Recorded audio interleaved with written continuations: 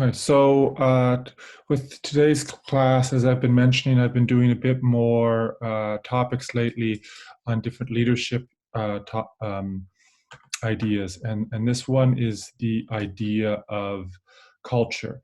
Uh, the reason that it's emphasized a bit more with leadership these days is when people feel that they're part of something bigger, when they're working on something significant, they tend to do better and be more productive than if they're just doing it as a job. So a lot of workplaces will try to establish that um, group environment so that people feel useful, that they feel that they're contributing and that they're enjoying themselves, and that will make them more productive. And then we'll go on a little bit about how to build that, and also, if there's time at the end of the half hour, how it's done a bit more in the remote learning environment. So, if we were talking about culture, obviously Canada would have a culture, North Toronto would have a culture, different subgroups, your family would have a culture. That there's different groups of people where we have a shared set of beliefs. That there's items that are important, there's routines, there's behaviors, there's customs that a group of people share. So a culture can be anything that a group of people share, and we have one with the basketball team. You try to have one in the class of trying to make things interesting and letting people participate in your small groups. And workplaces have a culture too. And you might sometimes hear the term organizational culture. This would be a very textbook definition. It's just a shared beliefs and values, just like in the real world, in any group of people, except that it's within an organization and it guides the behavior of all the managers and the employees. So sometimes I've seen the expression, when the handbook stops, meaning that there's an employee handbook about what to do, culture begins. And that's sort of the idea that there's going to be, even if you don't try to build a culture, there's going to be, there will be a culture. And if you want to go back and read the video later on, watch the video later on, somebody who switched from Apple to Google talks about Apple being a bit of an older company. The executives at Apple were a little bit distant. They were very, very exacting. They said exactly what they wanted you to do. Uh, Things were very formal.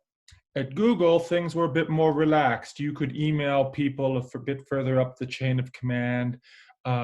People were given more freedom to do projects their way. And so even though they're both big tech companies, it felt quite different working for each company.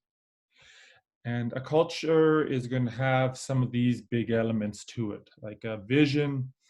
What is your picture of an ideal future? So if we were to talk about North Toronto, there's a picture that the school board, the students, the parents, the alumni, that when they envision North Toronto, that they want to see.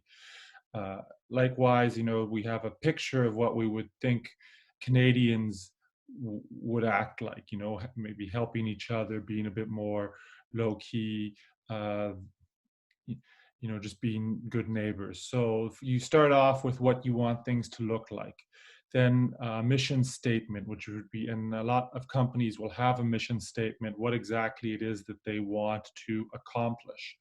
And it can be very, very technical, like to sell the most cars possible, or it can be something that's a little more wide ranging. And then they're going to probably have a list of values that they believe will get them there. So right now, I've been reading a lot about Howard Schultz and Starbucks. So this would be what Howard Schultz wants to create. That he visited Italy, he saw the cafes there, he saw the baristas interacting with the customers, making the drinks, everyone enjoying themselves. He describes it as a third place between home and work. So this is the picture that he wants to see in all of his stores, and kind of the picture that's in his mind that's driving what he wants to do. And they do have a mission statement at Starbucks to inspire and nurture the human spirit, one person, one cup, one neighborhood at a time. So it's not just to sell the most coffee or to brew the best coffee. They feel that for their company to be successful, there's going to be a human element to it, and without that human connection, they're not the same company. So they've put that in their mission statement, and they have a list of values um, that they've formalized, like to create a culture of warmth and belonging, to do the best that they can. That's like ordering the best beans, to have the lowest wait time, to have the friendliest baristas, to have a rewards card and an app that's functional, uh, acting with courage. Now that's hard to understand when you read it right away. I think if you were to learn more about the company, they'd be saying to talk about less waste, finding more ethically sourced coffee beans, giving back to their communities. They were one of the first companies to provide healthcare to their baristas, and being present, connecting with transparency. So this is the tricky part about culture is it's quite easy to write a list of values, but then sometimes these values break down in two common areas. One, no one knows exactly what the values mean. So that is, if you went to an employee and asked them what are the four values of the company, they might not be able to tell you. Um, that's possible, and that can be fixed with communication. Or they're not sure what it looks like or how it's measured. Like, how is acting with courage um, measured when you're a coffee company? It can become a little vague, so it is most helpful when there's some sets of standards to sort of judge whether you've succeeded or not. And that could also be called objectives and key results, or that could be called key performance indicators, KPIs, or that could be called metrics. So in 2007, Starbucks ran into a lot of trouble, and their big metrics were same store sales. That is, to take the Starbucks at Erskine and Young and compare April of 2020 to April of 2019 and to April 2018, to compare same store sales year over year and growth. So, what could happen if they were only focused on growth?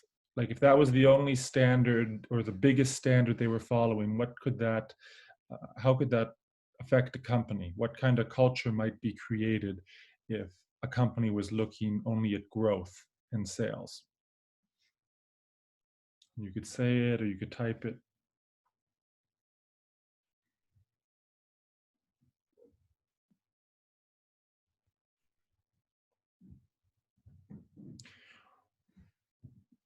Well, what might happen is they could be focused only on closing the deal.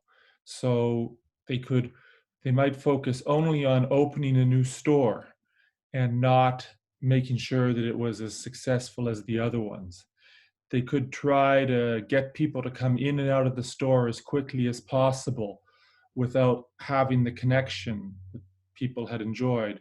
They could raise their prices. That would increase sales, but that the customers might be turned off. So sometimes if your metrics are too focused on growth, it can lead to some short-term um, decision making. For example, they were selling music in Starbucks, they were making movies, they were selling toys. They started doing some other stuff that wasn't related to coffee, and it ended up in the short term boosted revenue, but it wasn't actually the right thing to do. So you want to have good standards that support the culture. So they kind of switch towards more, they still do their same store comparisons, but they have consumer satisfaction, they have quality, they visit stores to see how it looks, and some of those standards can help um, support the culture better. So one thing they did was in 2008, uh, they closed their stores for half a day to retrain everyone on how to pull espresso properly, because they were hiring so many people, they hadn't trained them on how to use the equipment properly and how to make espresso correctly. So the quality wasn't what it should be.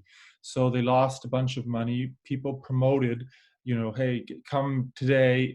Like the other competitors would say, hey, come today when Starbucks is closed, get 2 for 1 or get a coupon to come back later.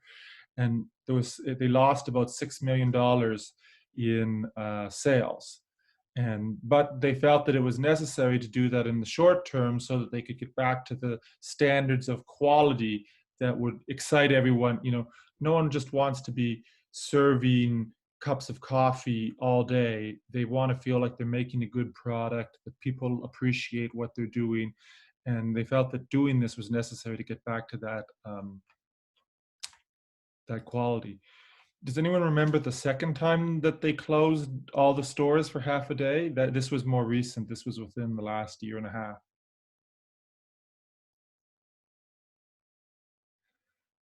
So they did that when they had called the cops on the two guys that were using the washroom or were loitering in the restaurant, and they closed all the Starbucks for more training on how to be welcoming to everyone. So even though they had welcoming in their values, something had gotten lost, and they called the cops on, and it was a very, very bad headline. It was demoralizing for the company.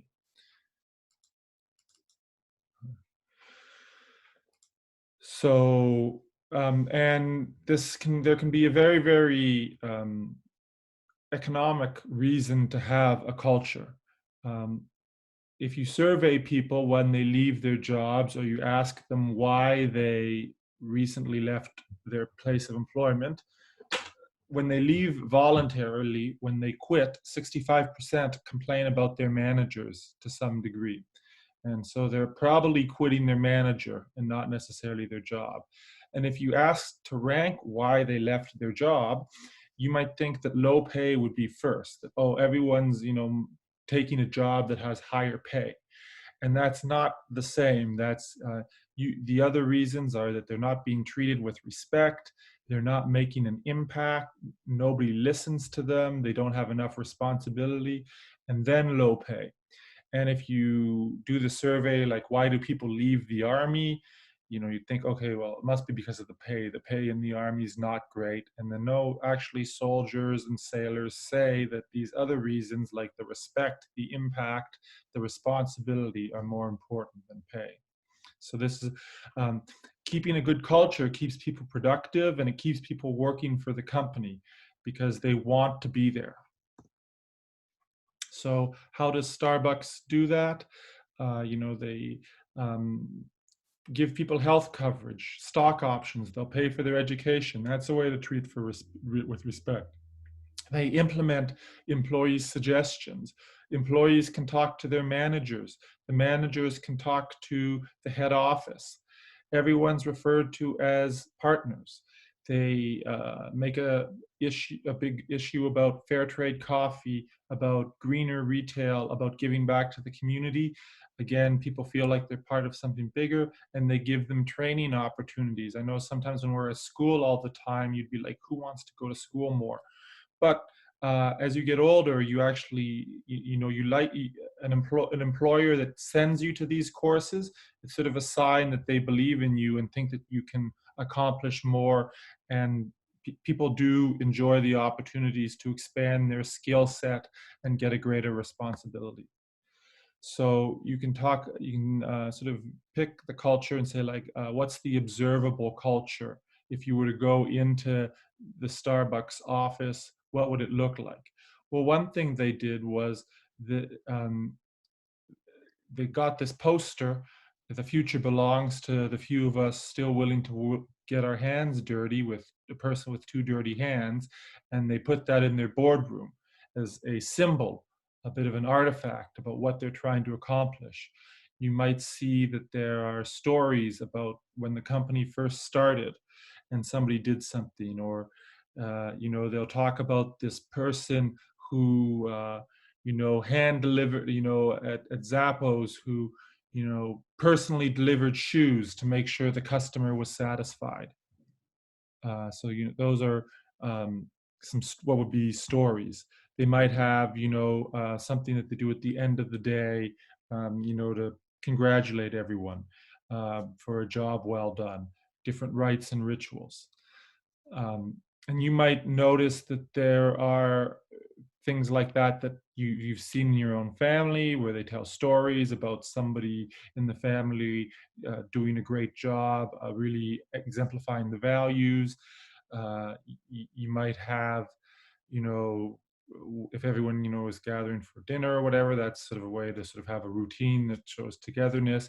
Companies do that as well. So you can say that a culture is strong or loose, or you can say it's strong, and a tight is sometimes a synonym, or you could say that it's loose and weak, and it's basically how well defined is it, how strict is it, does everyone know what it is in the company? Because sometimes they don't. Sometimes maybe the head office has the culture, but then if you go to a branch office, it's not there. Or Starbucks might think they have a culture at their head office and their Seattle stores that they can visit, but if you start visiting other locations, it's not as clear. um, do they like how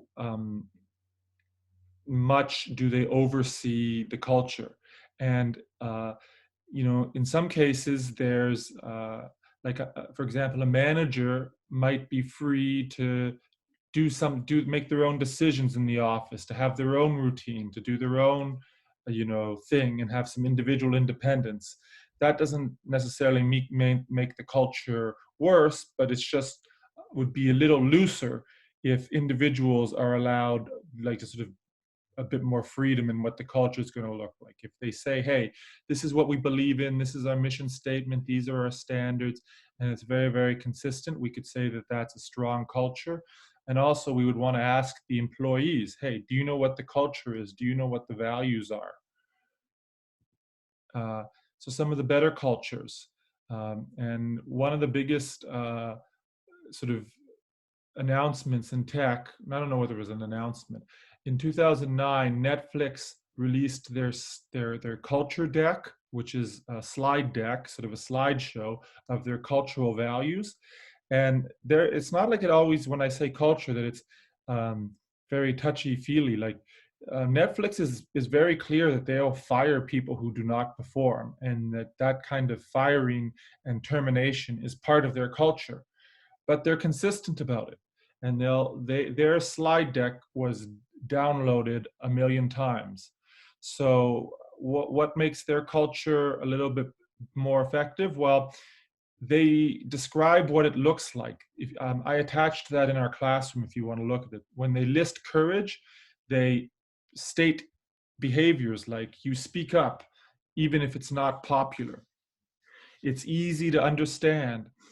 They'll say adequate performance gets a generous severance package. So it's pretty clear if you don't live up to their culture of high performance, they are big on everyone at Netflix needs to be an expert. It's better to have a smaller number of experts than more employees who aren't as qualified. A good culture will explain why it's important. So if you go to read the Netflix slide deck, you see that they talk about how it'll help the company succeed. It'll help people if they buy in, they'll have more free time, they'll get paid more. It explains why it's important and how it'll help the company grow. And it's followed by all levels. If there's a culture and, if Mr. Max says, so I shouldn't name someone by name. If somebody at North Toronto says, at North Toronto, respect is the most important part of our culture, and then you see them treating someone rudely, it's going to undermine that culture. You'll say like, well, how can that be our culture? You just said respect was important, and now you were treating someone rudely. You're not following your own example. Um, Sorry, and I shouldn't have used anyone's name there. I just meant hypothetically, like if you saw a teacher maybe treating someone rudely or being, you know, um, having an anger issue, it would undermine their message of treating everyone with respect. So some tech firms, probably their culture will have these elements to them, that they're all in, that everyone's very, very committed. There's an element of autonomy to it, like you kind of will be at any kind of high performance company, you're going to be trusted to do your own job. You're not going to have a manager looking at you the whole time. It's transparent enough so that everyone understands what's happening, what's important. It's accountable, meaning that you are accountable for your performance. If there was no follow-up about sales, or there was no follow-up about meeting deadlines, the company might not succeed. So and at Netflix, one of their slogans in their culture deck is, our culture is not for everyone. And usually there's some kind of fun aspect to it that makes people want to work there. So Zappos, the online shoe store, after onboarding, and onboarding is, again, just that training period where they bring a new hire on board and explain what the company's about and how to do their job. They'll offer them $1,000 after like a month of training to just walk away. And that's a bit unusual, but the idea is they don't want anyone who's working there just for the money. So if someone, it's better to have them leave and take the $1,000 than to come to work every day and make it miserable for everyone else. And then in this blue graphic, here are some of here are some of Zappos's keywords, create a little weirdness, have a family spirit, do more with less. Those are some other, cultural values. So how could you create the culture? Well, firstly, to hire people with similar values. The best way is to interview them and try to figure out if they'll fit. If you have to hire someone again, all that retraining expense, they might be critical, they might bring the atmosphere down. So hiring people with similar values. Ensure everyone understands the culture, by communicating what it is. Howard Schultz at Starbucks sends his emails to everyone in the company every now and then, so they know what to expect. Having an observable culture. Allow everyone to contribute. So that little image there, that's from the Whole Foods. That's one of their wine bars. So Whole Foods gives their stores a lot of freedom. And in Napa Valley, the Whole Foods said, let's have a wine bar because our area is known for wine. A lot of our customers are buying food to go with wine. Why don't we sell them wine? And also, let's sell them good wine and make it a good experience so they want to come to the store more. So that one store started many years ago with the wine bar, and now there's lots of Whole Foods that have a wine bar. And that wasn't a company directive, like all stores will start to have a wine bar, next month. It was the Napa Valley one noticing that a lot of people paired food and wine, and then it succeeded there. So other stores copied it. And you just want to monitor the culture, because to make sure people, are again treating each other with respect. Howard Schultz goes and visits Starbucks locations to see how things are going. So as I mentioned, the Netflix culture deck was a big statement. One of the, it went on to talk about complexity and how their goal is to have a few simple products like their streaming service. They don't want to operate in every single tech sector possible. They just want to own the entertainment sector at the moment. And just in terms of doing their job, they want everyone to have, their job to be straightforward, to eliminate things that make it hard to do your job. So there's a premium placed on people who keep it simple and execute simple very, very well. So we're working remotely lately, and that can be hard to have the same kind of culture because they're still you're not touching base as much, and sort of our relationships are a lot of that culture. So companies can help. They can still communicate their culture clearly. You'll see companies making more public comments about their culture, either on social media or as part of the press release or as part of the news, and still encourage companies to have the employees build connections. Like, instead of just using Slack or Zoom for business meetings, they can use it for socializing as well. So what are some specific things? Well, you know, remember to welcome new employees in front of the virtual group. If somebody started at an office, you might introduce them on the first day. Well, you would still need to do that if people were working uh, virtually. This is Sean Astin from Lord of the Rings. Dribble recruits celebrities to give shout outs to their employees. So I guess they paid him, and he recorded this message for someone named Joel to congratulate Joel on doing such a great job. And it probably made Joel feel good about it, even though he was working at home, that someone at the company took the time to record a special message. Learning about employees, and you can still have team building activities or questionnaires or competitions to help people learn. Um, Communication can be an issue when we're working remotely, because sometimes people don't communicate enough. So you can set standards. For example, you have to email every the all the team members when you make a decision. You have to reply within 24 hours. That might be a good one if you're working on a group project for your culminating. You might want to tell as your group, hey, when do you have to reply to messages? And you could say 24 hours, you could say 12 hours. Just telling people what the expectation is, I think then everyone in your group knows. You could say, if you're working on, say, a Google Doc and it's shared, you could say, use the comment feature. Don't change someone else's work. That could be another standard that you have. Having, a side channel for fun communication. We would run into each other in the hallway, or there'd be a water cooler, or there'd be a kitchen in a real workplace. It's still okay to have that side channel.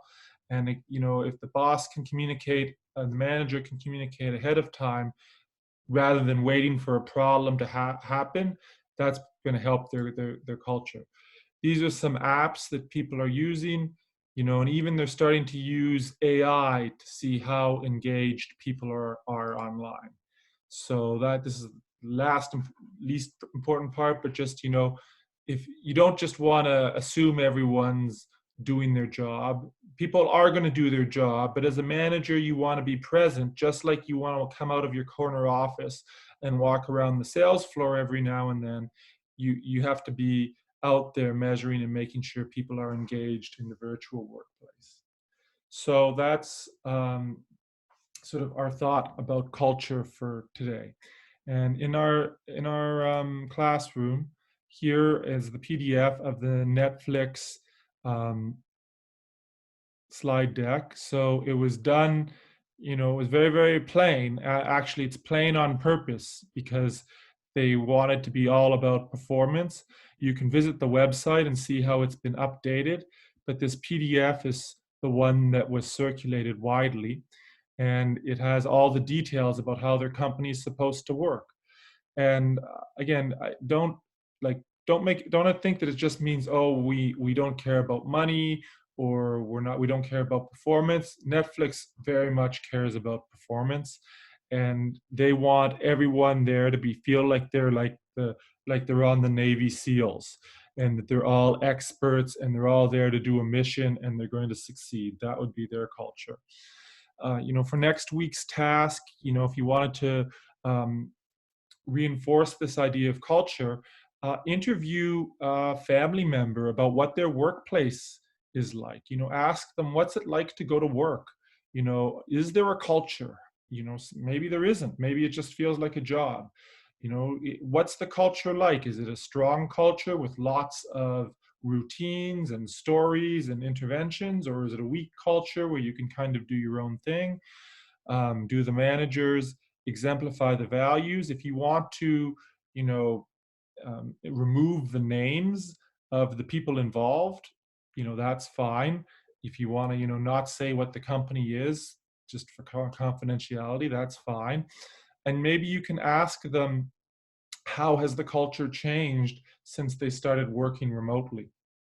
So that could be activity you can do. If you have a friend who has a job, if you have a family member who has a job, is ask them a few questions, either in person or on the phone or by email, about what their culture is like.